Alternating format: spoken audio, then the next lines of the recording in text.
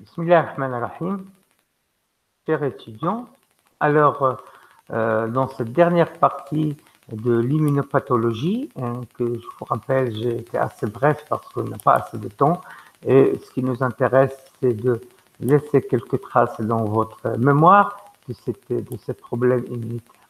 On va voir donc dans cette partie donc, le déficit immunitaire, qui est la troisième catégorie de maladies immunitaires qui sont causées, des maladies qui sont causées par le système immunitaire.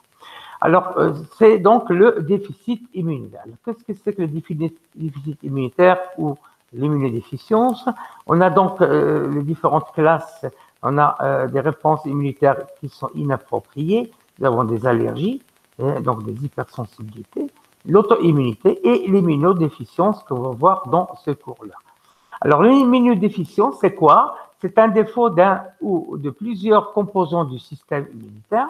Alors, vous savez que donc, le système immunitaire, il est composé de cellules, donc lymphocytes B, lymphocytes T, macrophages, etc., etc. Il est composé de substances, donc de protéines, donc des protéines du complément et des protéines des cytokines.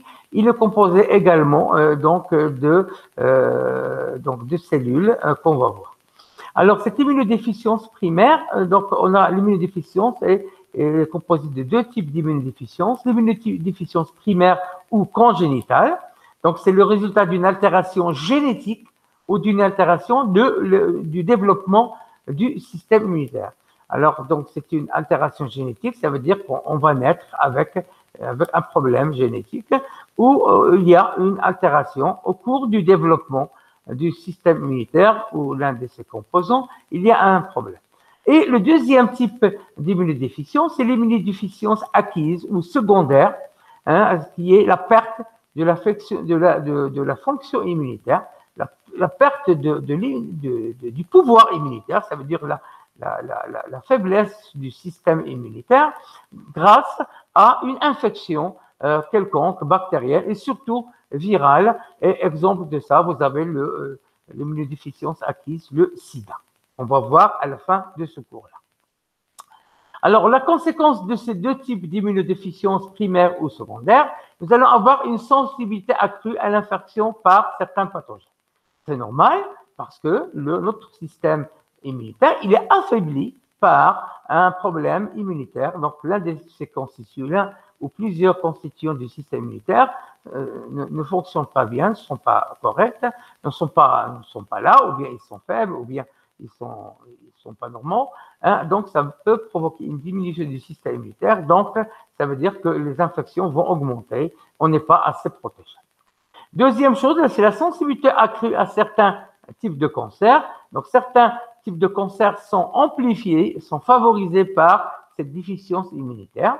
Et un troisième type d'incidence, c'est les maladies auto-immunes. Donc, l'immunodéficience, elle va favoriser les maladies auto-immunes qu'on a vues dans le cours précédent.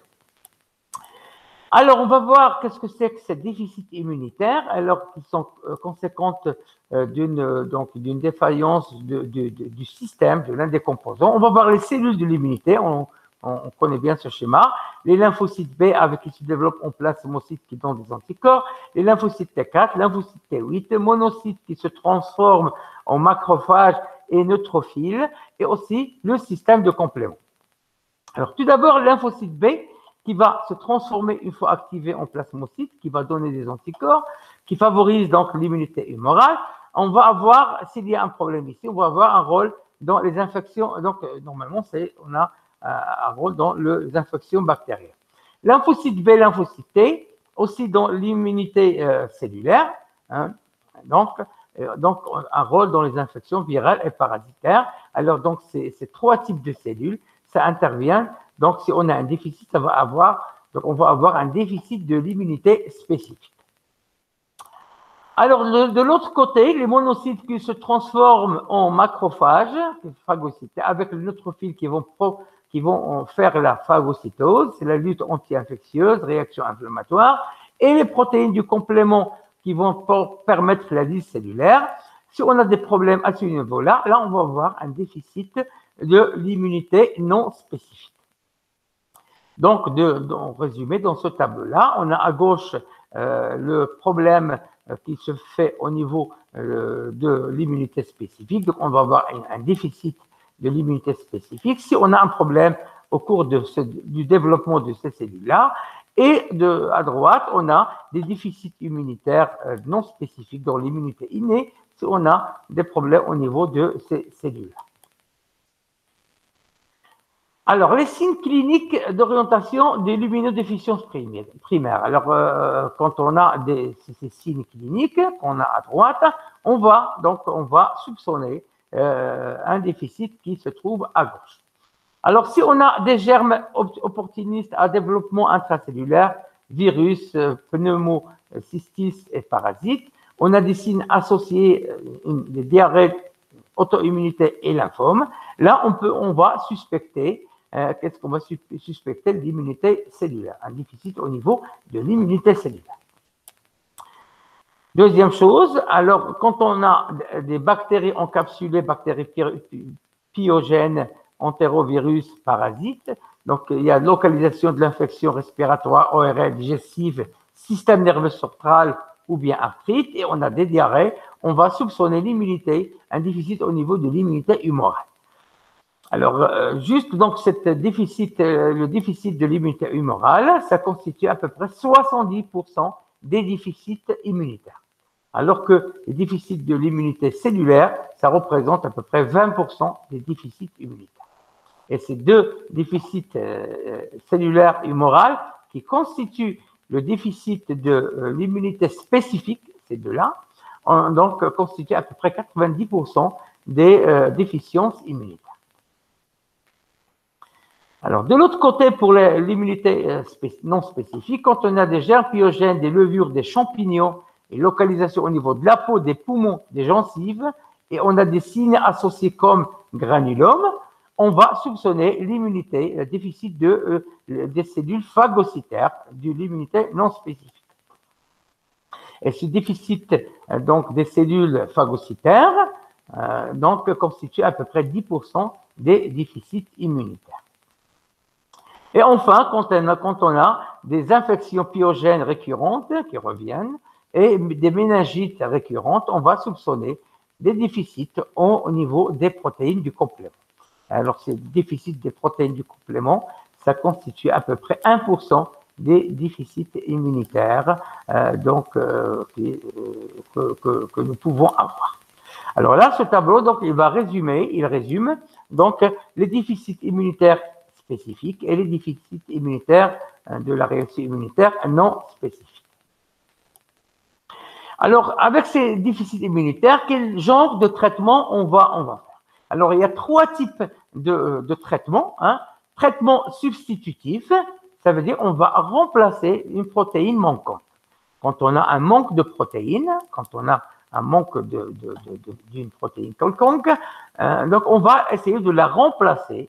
On va remplacer cette protéine qui manque. Exemple, la gamma-globulinémie, c'est une maladie où on a une déficience en gamma-globuline.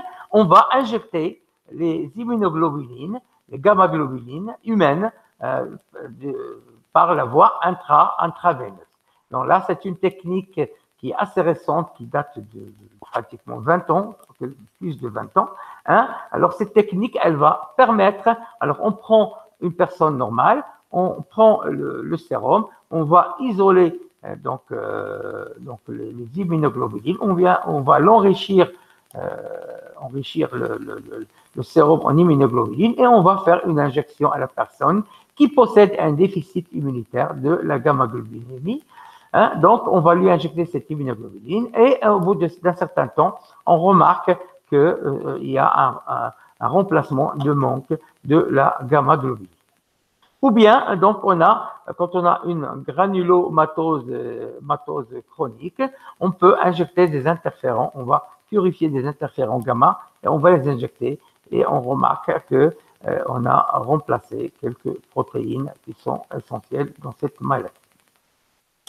Donc, le premier traitement, c'est un traitement substitutif. Donc, chaque fois qu'il manque quelque chose, on va essayer de la remplacer. Deuxième type de traitement, c'est la greffe de la moelle osseuse. Alors, vous savez, la moelle osseuse, c'est elle qui contient la moelle rouge, qui contient les cellules hématopoïétiques, les cellules souches hématopoïétiques pluripotentes, qui sont capables de donner toutes les cellules sanguines. Ça, vous les avez bien vu dans l'hématopoïèse. Alors, on va donc greffer la moelle rouge. Donc, on va remplacer la moelle rouge de la personne qui est malade. On va la remplacer et on va mettre une moelle rouge d'une personne qui est compatible. On va lui mettre sa moelle, donc un peu de sa moelle rouge qui va se développer et elle va donc redonner les cellules qui manquent à la personne qui est malade.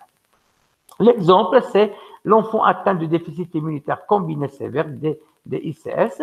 On va lui injecter donc la moelle osseuse de donneur haplo-identique, donc d'un donneur qui est identique génétique. Donc, la moelle osseuse, elle permet, la greffe de la moelle, ça s'appelle la greffe de la moelle osseuse, ça permet de résoudre pas mal de déficits immunitaires quand il y a un manque de cellules. Le troisième type de traitement, c'est le traitement par la thérapie génique. Alors, c'est une technique qui est assez récente et qui permet de remplacer un gène manquant ou remplacer un gène défectueux.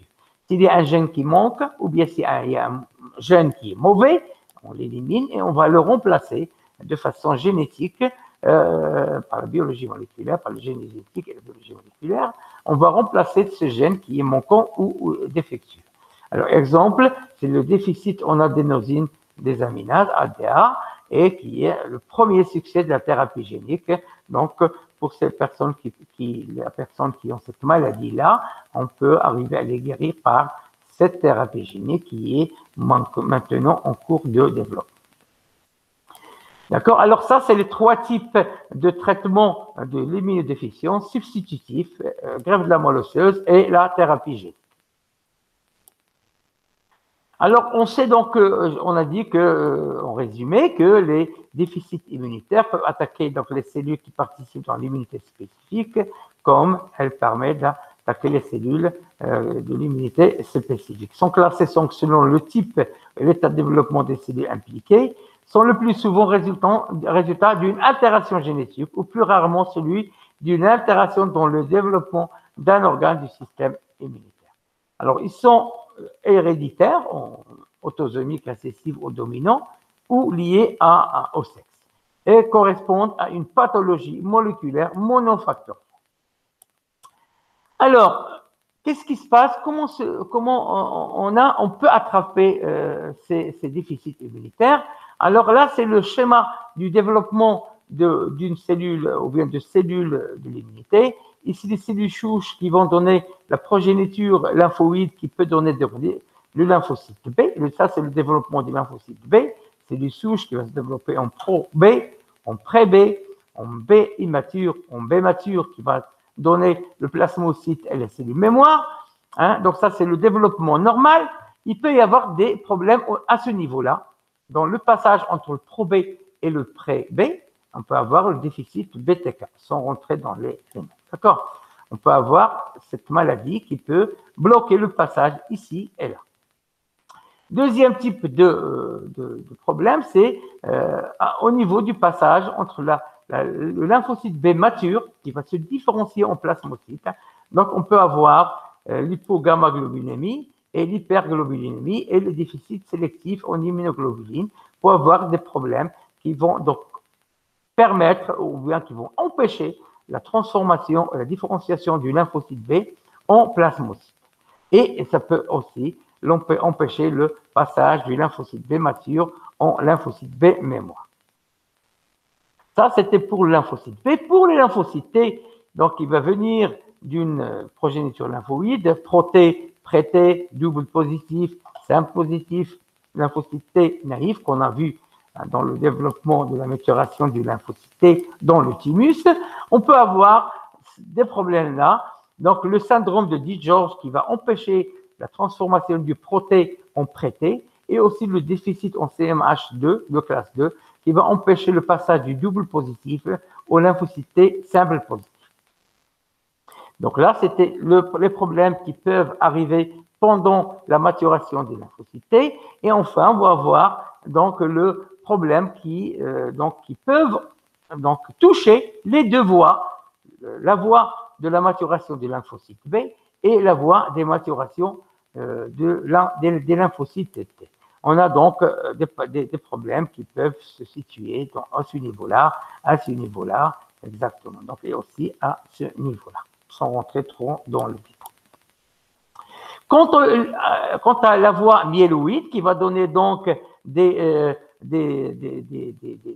lignée myéloïde, des monocytes, macrophages et des neutrophiles, là, on peut avoir des problèmes à ce niveau-là, des granulocytoses, qui va empêcher le passage entre la cellule progéniture en neutrophile, et aussi des déficits en adhésion leucocytaire qui va empêcher la maturation des monocytes et des neutrophiles, et granulomatose septique chronique qui va empêcher la maturation du neutrophile. Donc là, c'est le schéma global des problèmes qui peuvent être à la cause ou bien à la base des problèmes de déficit immunitaire. Bon, c'est un schéma qui est assez compliqué. Je vous demande juste de comprendre ce qui s'est passé. Vous n'êtes pas obligé de retenir le nom, mais sachez seulement qu'il y a des problèmes qui interviennent dans le passage d'un état à un état au cours de la maturation, qui permet d'avoir des déficits immunitaires cellulaires. Alors, donc aussi dans le déficit, donc ça c'est ce qu'on a vu tout à l'heure. Alors, le déficit en facteur de complément. Alors, on a des protéines du complément qui peuvent avoir qui se développent. On peut avoir un problème au niveau des protéines du complément. On sait très bien qu'une protéine du complément, elle est activée ou bien par la voie classique, quand on a un complexe anticorps antigène, ou bien par la voie interne d'activation. Quand on a une fixation des protéines du complément sur la surface de certaines bactéries ou de certains micro-organismes, ça va activer la coupure de la C3 en C3A et C3B.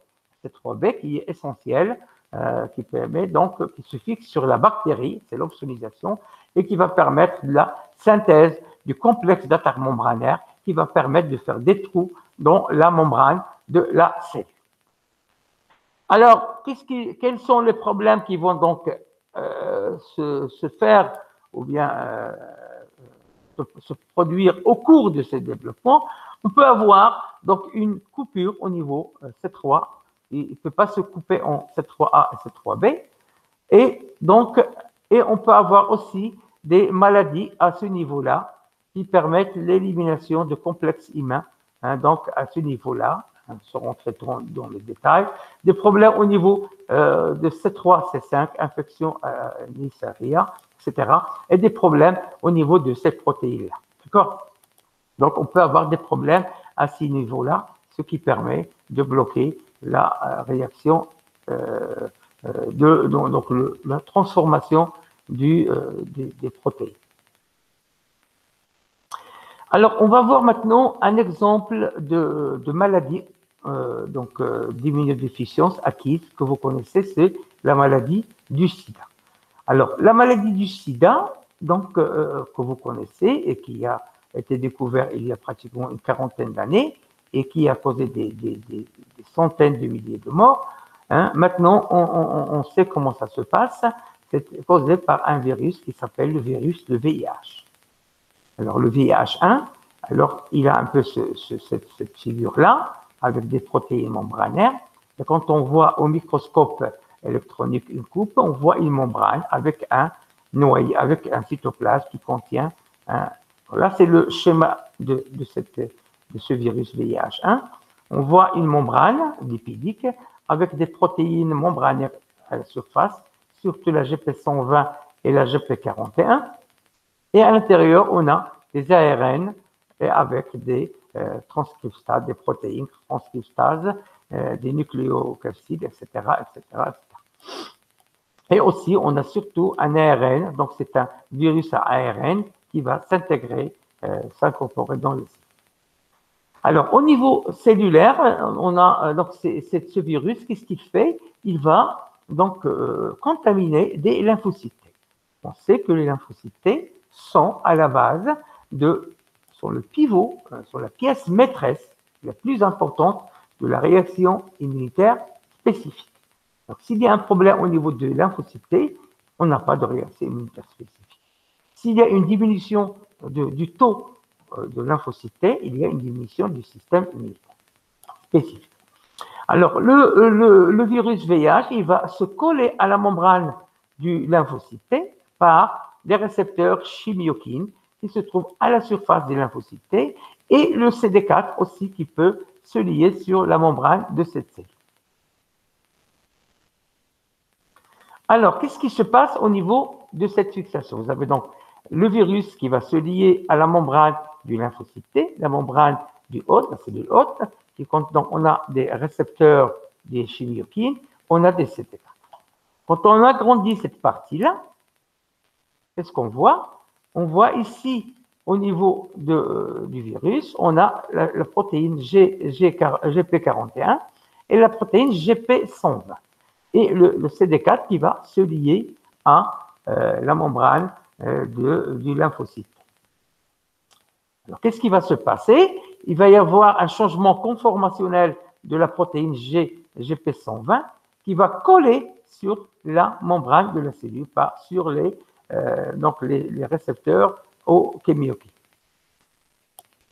Il y a cette liaison-là qui va donc permettre, voilà, c'est ça, cette liaison-là va permettre au virus de fusionner, la membrane du virus qui va fusionner avec la membrane du lymphocyte T, et le génome du lymphocyte T va rentrer à l'intérieur de la cellule.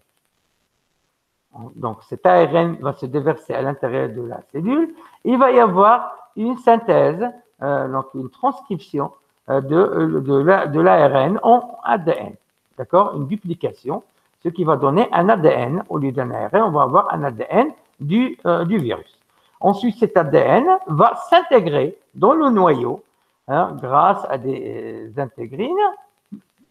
Donc, ça va s'intégrer dans l'ADN de la cellule. Ensuite, ça va se transcrire en ARN messager qui va sortir de la cellule et qui va synthétiser, par assemblage, synthétiser des virus qui vont donc fusionner à la membrane du lymphocyte et sortir vers l'extérieur. Donc, on a synthèse et libération de virus vers l'extérieur. Là, c'est une chaîne qui va donc se répéter plusieurs fois. En plus, on va avoir des cytokines qui vont donc se lier à des récepteurs au niveau du lymphocyte T, ce qui va activer la synthèse donc de l'ARN messager et bien sûr la synthèse des virus. Donc, on a une activation de la production des virus qui vont sortir de la cellule.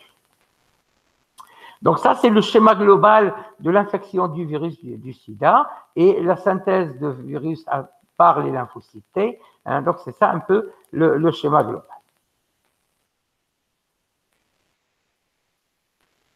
Voilà.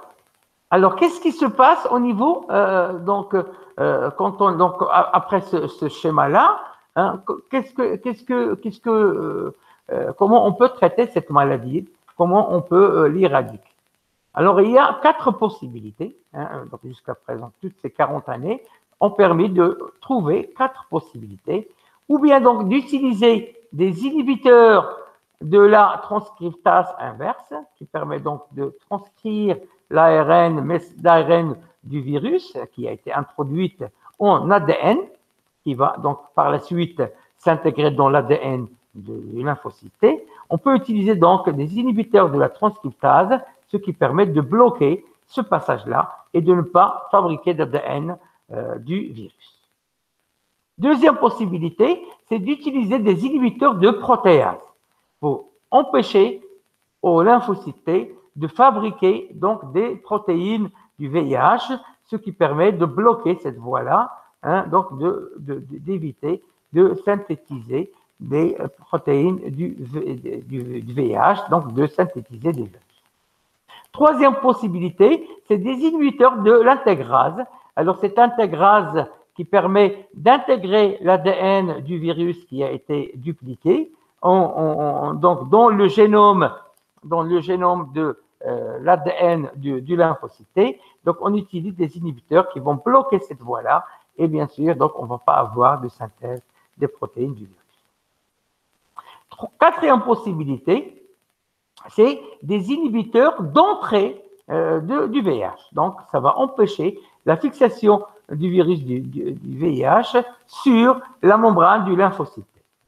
Donc, ça va empêcher la rentrée de l'adhésion du virus à la surface. Donc, ça va empêcher l'intégration de l'ARN du virus du sida dans la cellule du lymphocyte.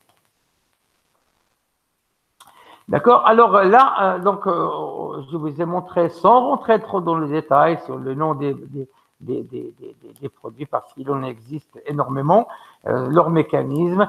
Ça nous intéresse surtout le côté physiologique, comment se fait cette infection et comment on est capable jusqu'à présent de l'arrêter.